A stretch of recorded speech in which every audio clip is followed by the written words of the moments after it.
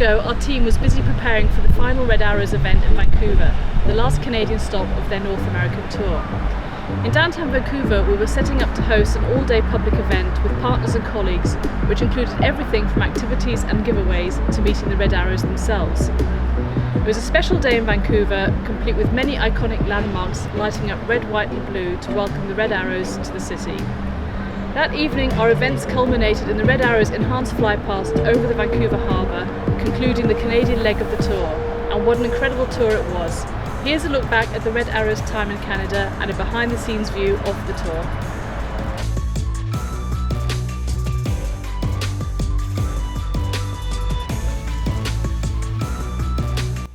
Goodness, can't believe it's been a year already. It's been great to sit in the office and think back upon some of the great memories of our tour across to Canada last year. From the moment that we entered Canadian airspace and got that friendly hello from Gander Control, all the way down to the arrival at Halifax, bang on time, and the warm reception that we got down there.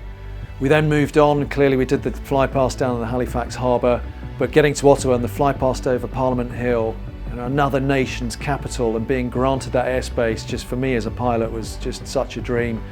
And then clearly the display in Gatineau later on that week in glorious conditions.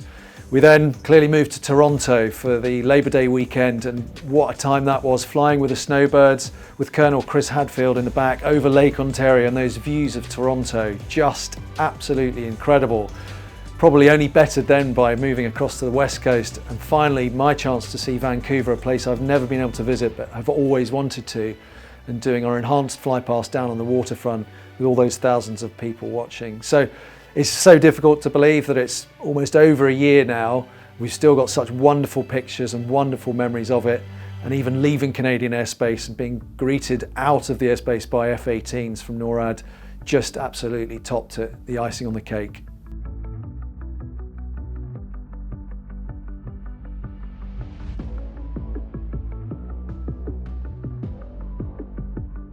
Last year's North American tour was the largest ever.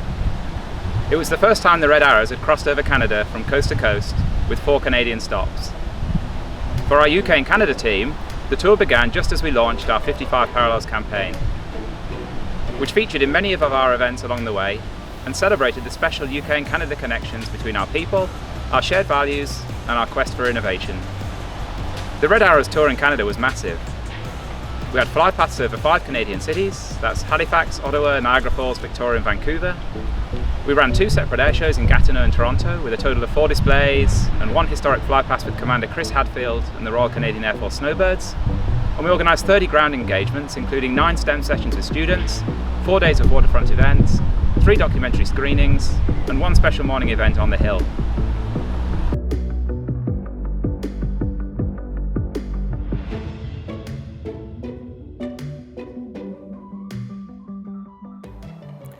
So it's been 12 months since we were in Canada, and I look back on our time over there with really fond memories.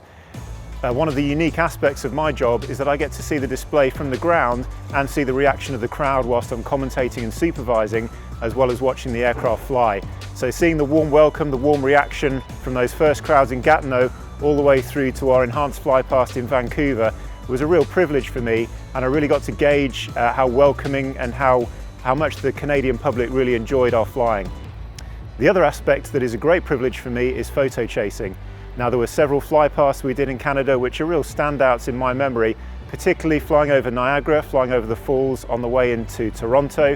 And then for me, really the highlight for photo chasing was our practice day in Toronto. Not only were we flying with Chris Hadfield in the back seat of Red 1, but we got to join up with the Canadian Forces Snowbirds, another team very well respected around the world, lots of mutual respect between the 2 teams, and we were able to conduct mixed formation flypast and some manoeuvring in different shapes on the Toronto waterfront. The photographer in my backseat managed to capture some amazing images, and we then followed that up with photo chasing our aerobatic practice, which for me, with the Toronto skyline in the background, the very picturesque setting on the waterfront, was a real highlight of the whole tour.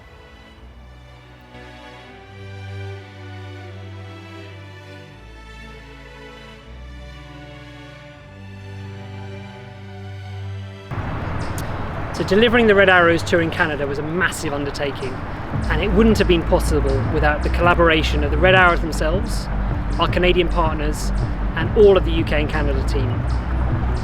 It was a true team effort to pull it all off, from setting up waterfront events and public displays to all of the logistical and detailed support that happens behind the scenes, and the UK-Canada partnership that made it all possible in the first place. From working with air shows to low flying above cities and all of the events in between, it was yet another example of the UK-Canada partnership that underlines so much of what we do together.